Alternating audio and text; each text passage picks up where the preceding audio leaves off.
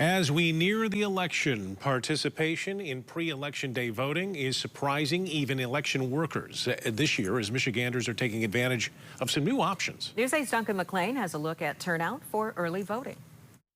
The Wyoming City Clerk told me today that early in-person turnout has been significant this year, and the same can be said about absentee ballot participation as their office begins to process those ballots this week, the next step in the marathon that is a modern election.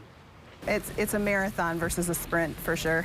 A lot of the work is the same, but the scale is certainly different. In terms of participation in early voting, it's been huge, probably beyond our expectations, and absentees are tracking really high as well. So really pleased to see the amount of participation.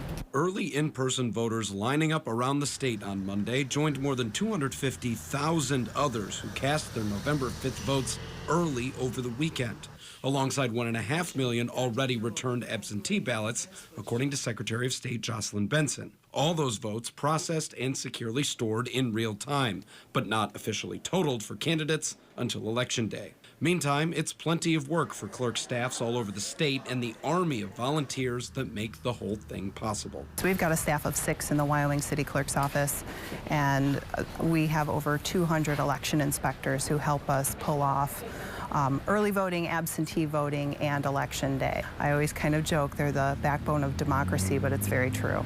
The last day communities are allowed to hold early in-person voting is Sunday, November 3rd across the state, while absentee ballots can be dropped off at a clerk's office or ballot box all the way to Election Day.